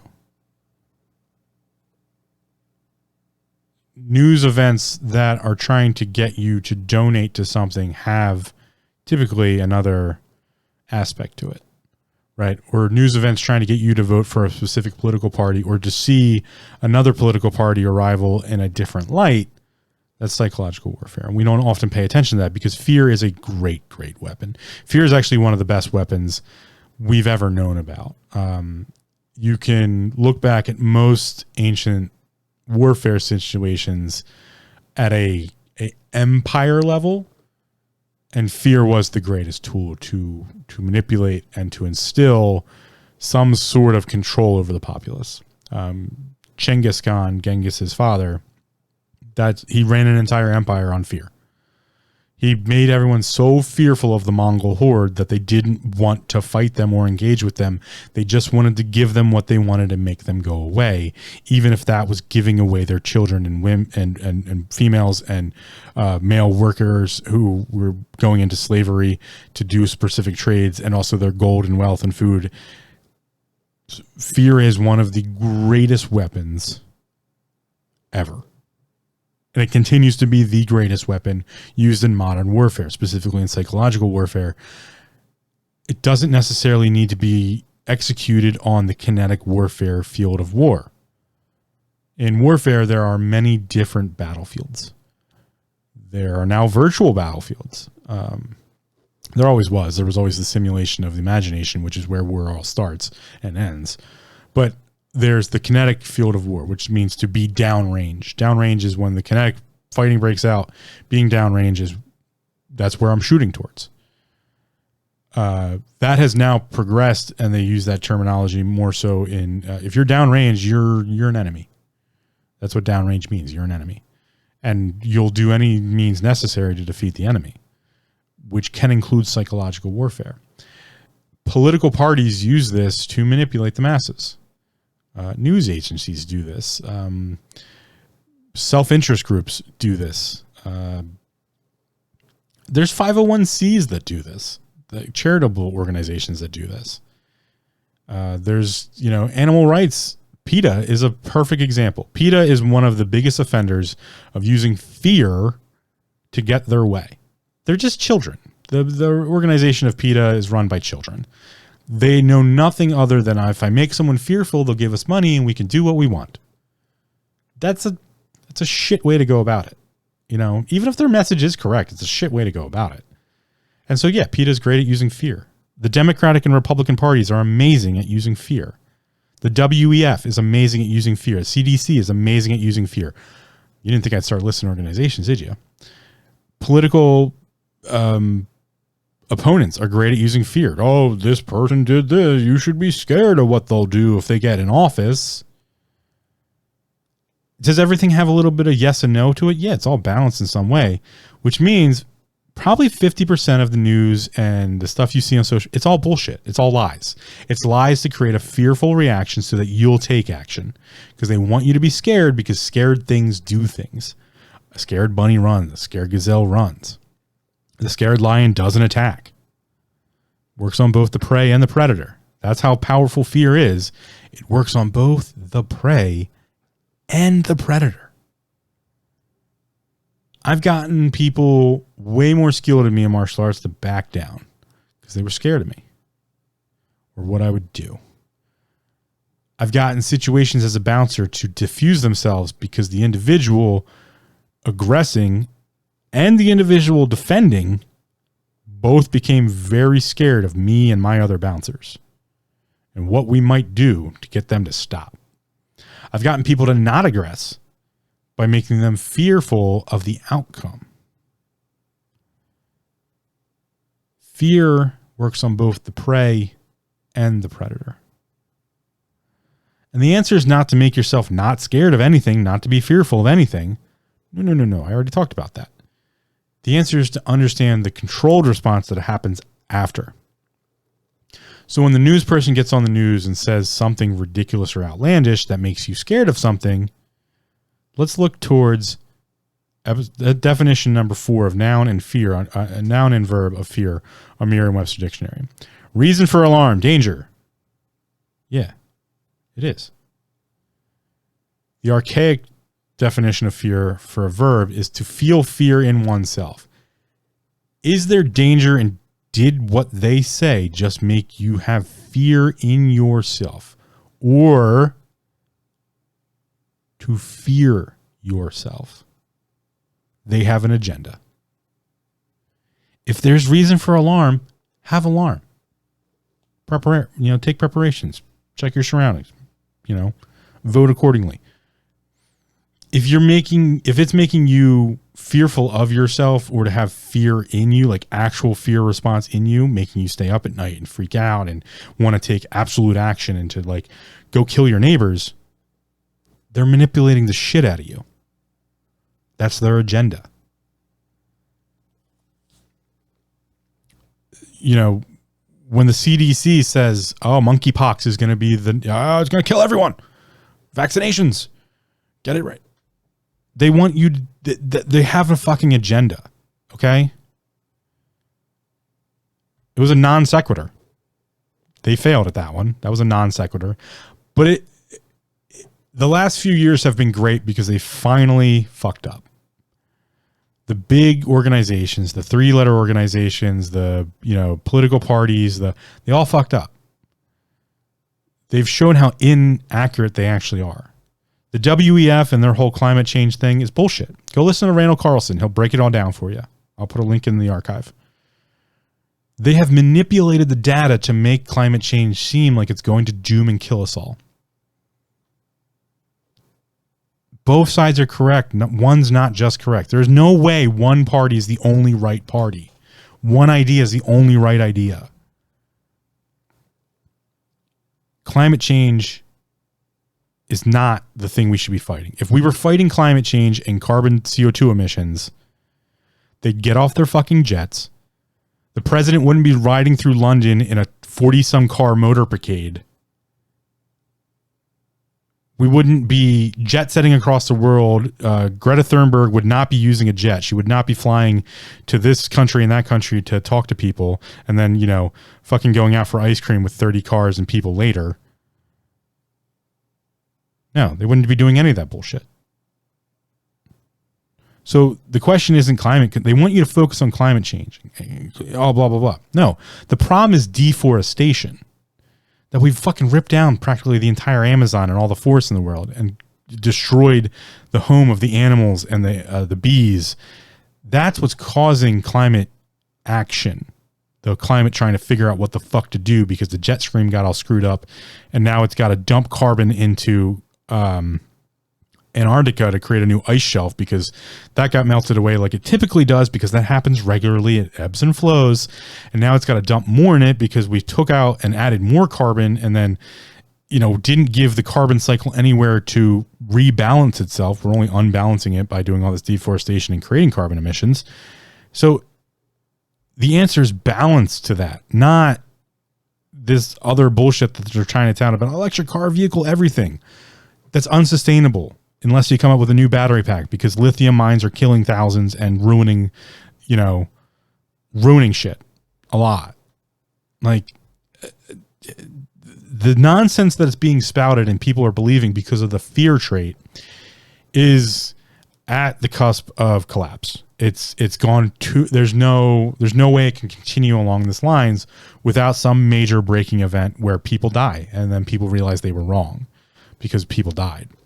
Because that seems to be the only thing that gets people to pay attention anymore. And again, that's back on the fear state side. There are events out in the world called false flags. I'm not going to name which one is a false flag because I haven't done enough research to figure out which is which and which isn't. But false flags do exist. The CIA and the FBI were designed. There's entire organizations inside of those structures to produce psychological warfare, which is to create false flags so that people react to them due to the fear response. Some might even say that the only reason Hitler did what he did was because he was fearful of some prophecy that he heard or some idea that he thought was going to come to fruition. And thus he murdered millions of people because of that. Fear left unchecked is one of the greatest weapons you can ever have.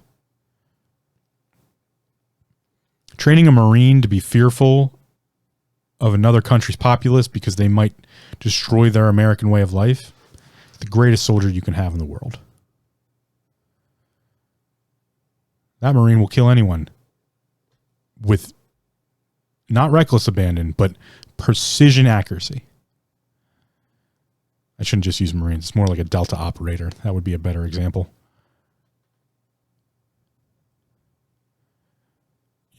I don't say that to belittle our armed forces. They're amazing people and they give everything for us. But typically they do it because of a lie. They do it because that's what they were trained to do and they wanted to defend their country, their way of life and their families and loved ones. But the reason they're going into war is a lie. Let's look at the track record of the United States of America and all the wars we've gotten into. Typically they were started on lies. And we figured that out now, but we just keep letting it happen.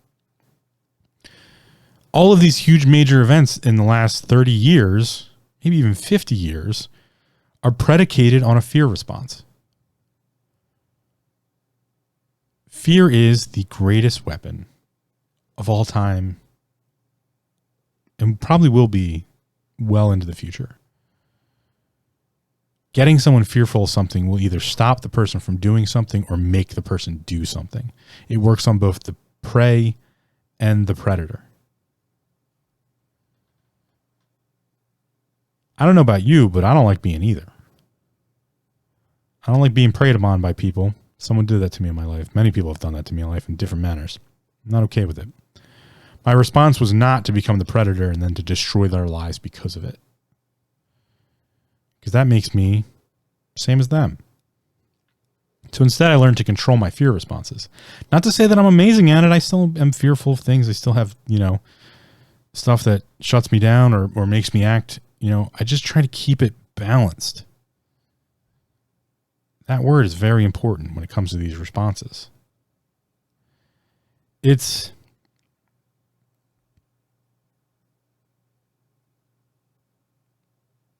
certainly not easy to find the balance in these things.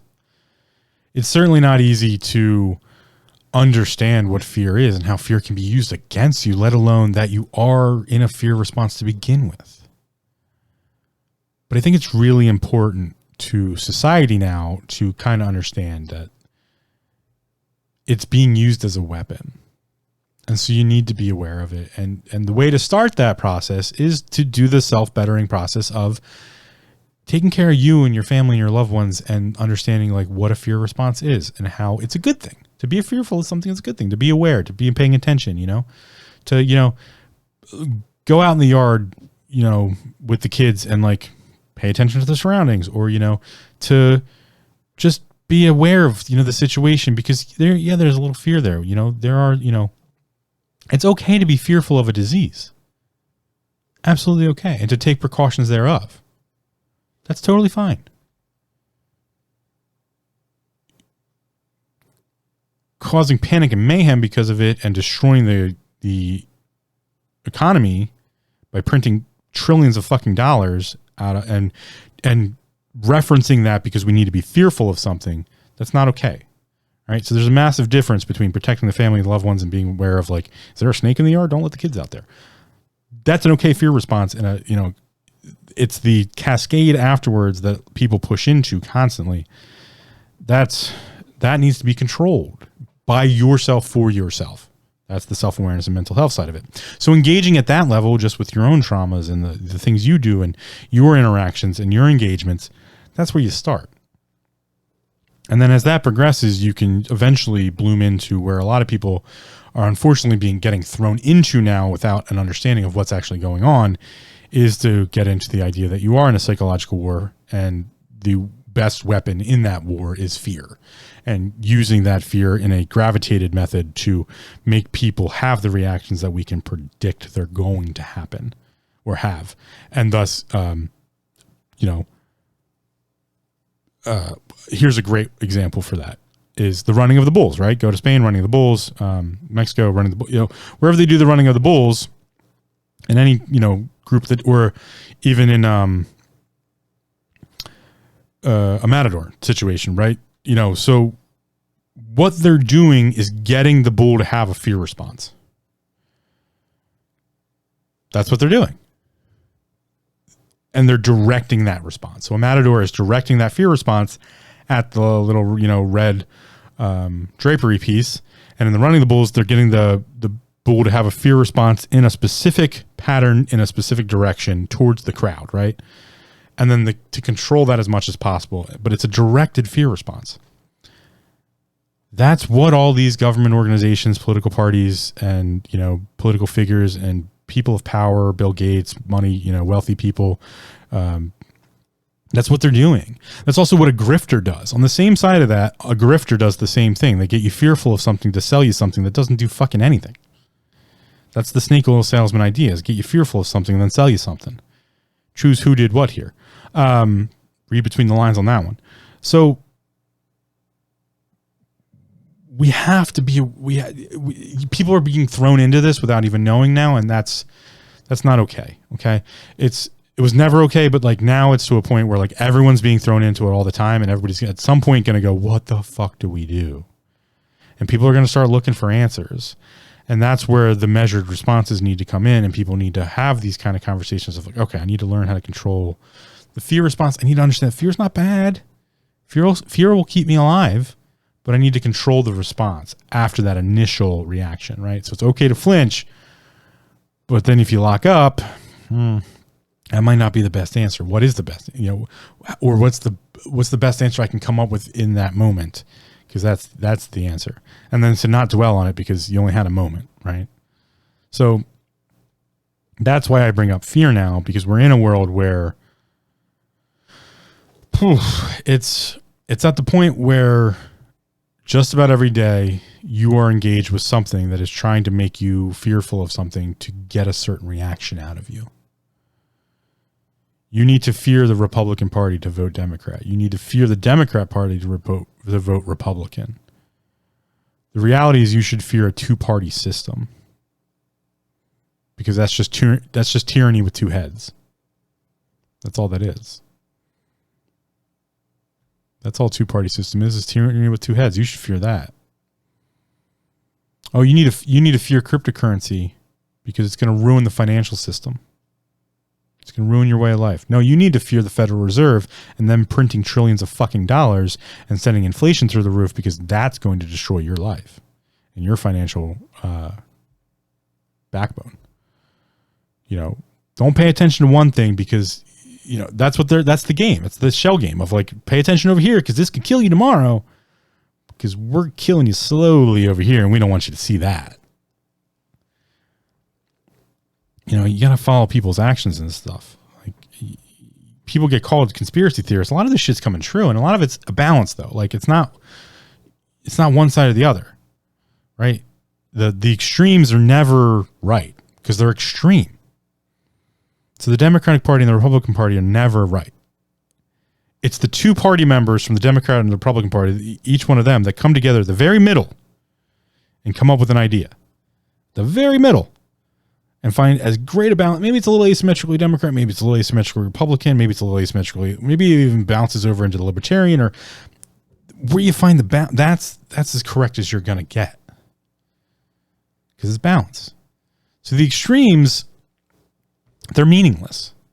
They're just a psychological warfare state. They're just them trying to get you to be fearful of something so that you do what they want you to do, which is to be fearful and then do the thing that you think, or the option they give you to get away from that fear. That's how we train mice. That's how we train rats. That's how we train dogs. Don't go out, don't leave the boundary, because that fence is going to electrocute you. As soon as you get to that tree there, you're getting a little shock in your collar.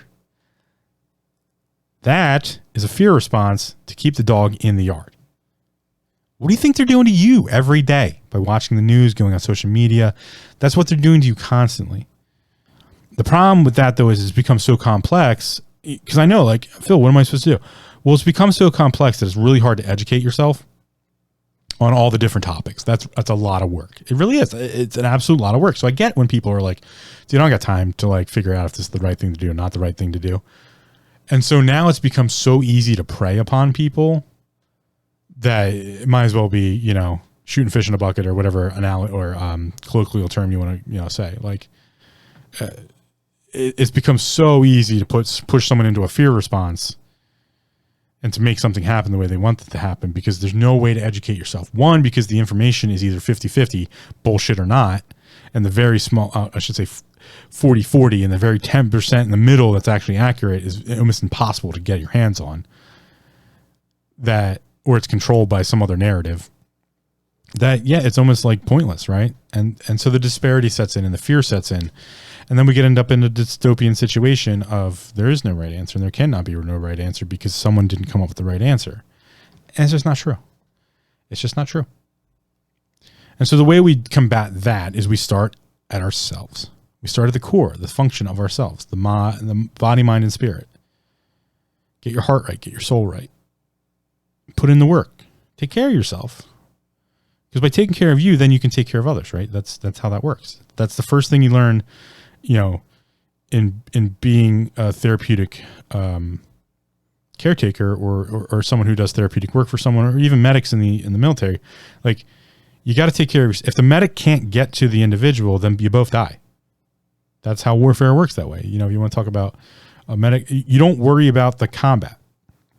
You worry about getting yourself safely to the individual so that you can help the individual, and then safely removing that individual and yourself from the danger or immediate danger. Remember, there's a classification of danger in one being shot at, which is there's immediate threat and other threats. Doing that as safely as possible and successfully as possible, so that then if someone else does go down, you can engage with them. That's like a wounded soldier on the battlefield is problematic for everybody involved, because you got an exfo and you also have to, you know, have the medic engage to the individuals. Now you have to, and then maybe you have to grab another person because the medic needs help moving that person. So now you're taking 3 people off the firing line, which are putting down suppressing fire or engaging with the enemy. And so it becomes this rapid effect of the more casualties, the worse sometimes. You actually want the more wounded. Creating more wounded is an old form of warfare, where the more wounded you can create, the more resources you need to take care of that wounded, and thus the situation will break down even quicker. You know, so the British Army didn't always shoot, you know, that whole situation of the firing lines and stuff like that. I imagine someone was smart enough in those lines, and I don't really have any stories, you know, anecdotally to say about it, but back then wounding a soldier was just as good as killing them, right? But sometimes there's just no honor on the battlefield, and there really can't be such a thing as, you know, honor on the battlefield. But by wounding a soldier, you take resources into, you know, now not only are they pretty much almost guaranteed to die due to infection or something like that, but you also have to now have them be cared for, carried, moved, cared for, you know, so resources go into that. It's all war in that sense. That's how my mind works. I don't mean to rile people up in that sense. That's just how my mind works. And I kind of tried to explain not why, but how it works that way functionally, even when I'm in a group situation. But it's all driven by this idea of fear. And fear, again, is the greatest weapon. It works both on prey and predator. So be mindful of it. And take solace in the idea that it can be, the state after the initial response can be controlled. But it's also okay to have that initial response. That's my big takeaway here, is it's okay to have the anxiety response. It's okay to have the fearful response. That's what keeps us alive. It's the control after that response that we need to be in ourselves. Don't let someone else control your response after the initial response. Because the initial response is nearly uncontrollable for everyone and everyone at all times. So as soon as you're made aware of some random danger, you're in control after that. You don't say, okay, newscaster, I need to go get ready to kill all of the Arabs in the world because they're trying to attack my country. No. Not the answer. Okay, newscaster, I need to go get this medical treatment because everyone's at risk of cancer. And I need to stay in my house and not engage with anyone because everyone's at risk of this or that. Like, no, these people aren't professionals. They're getting paid to tell you lies because the people that are writing the shit are getting paid to write the lies by the people who are getting paid to tell the lies, who are getting paid by the people who want people to tell the lies to create a fear response. 40% is bullshit. 40% is nothing. 10% is probably correct. And that doesn't even add up, right? It adds up to 90%. I don't know if anybody noticed that earlier, but because even in that, the 10% that's correct, there's 5% on either side of that. It's sort of kind of correct this way or sort of kind of correct that way. It's this whole balancing thing, right? It's just, so the only way to live in that situation is to be in control of yourself. And that's where self-awareness and mental health come into. You got to start there. You got to start with that. And part of that, it can even be just starting with your physical fitness. and starting with like, I'm not saying you got to get jacked, got to get ripped, got to go do 1,000 push-ups. No, go for a walk, get on the bike a little bit, do some push-ups, do some sit-ups, eat healthy as much as possible. That's one of the most important things you can do nowadays because nobody's getting that shit right. If they get their way, they'd like you to eat crickets, which are full of parasites. And, good luck staying healthy on that. No one's going to regulate that shit. So, I think a good place to start is if you can't start with the mental stuff so much, start with the physical stuff. If you can't start with the physical, start with the mental. Start with the spiritual if you need to. Pick a starting point, whatever works best for you, and then just start working at it every day, just a little bit. In Shaolin martial arts, there's this one really important training aspect, and it's frequency over intensity. It's better to spend 5 minutes on yourself every day than it is to spend 3 hours on the weekend. Just take 5 minutes every day. Take 10 minutes every day, 15 minutes. Build it up. Build up intensity, but focus on frequency. So if it's 1 day a week, that's better than no days a week. And then if it's 2 days a week, that's better than 1 day a week. If it's 3 days a week, that's better than 2 days. Like, if you have to start at a monthly scale, 1 day a month, you take 5 minutes for yourself, right? If that's all you get, and that's what you can do, but you do it and you take it. And then, if it's one fear response that you get control of, awesome. Just focus on getting that one right, like getting that anxiety under control. Like those are the methods that you can put in place to get back your control because everyone else is trying to take it away at the grand scheme. Because that's how war works and that's how psychological work. And again, I'm going to say it one last time to finish up here. We'll go with the definitions first. Fear, an unpleasant, often strong emotion caused by anticipation or awareness of danger. Fear, reason for alarm. Fear, to be afraid of, expect with alarm. That's the verb side. Fear, to feel fear in oneself or of oneself. That's the archaic version. Fear works on both the prey and the predator. Take some time to learn how to control your fear because it's also part of your depression. The unique way in which you see the world that is a tool for your self-awareness. I'll catch you on the next one. Head over to the archive on taminghindrances.com. I'll probably make sure. I think everything I mentioned today is in a link there. I got to put a link in for Dr. Rimka, but I will do that. What else? If you would like me to do a speaking engagement, you can head over to taminghindrances.com/contact and send me a contact submission about a speaking engagement. If that's something you'd like me to do, we can discuss that. Check out purebulk.com. Use code taminghindrances for 10% off there. They have great supplements. Check out Cliff High's Pure Sleep. You can head over to my YouTube channel, youtube.com/taminghindrances, and check out the review I did. If you have any curiosity about that, check out the Gen 2 formula review. Get yourself some good night's sleep. That helps with our fear responses and our anxiety responses just to get a good, clean night's sleep. What else? Anxiety responses can actually have a huge effect on our sleep. So it's another thing to help kind of combat that if you just say it that way. Other than that, I think that's good enough for now. And I'll catch you on the next one. Take care, control that fear response, and just remember to breathe.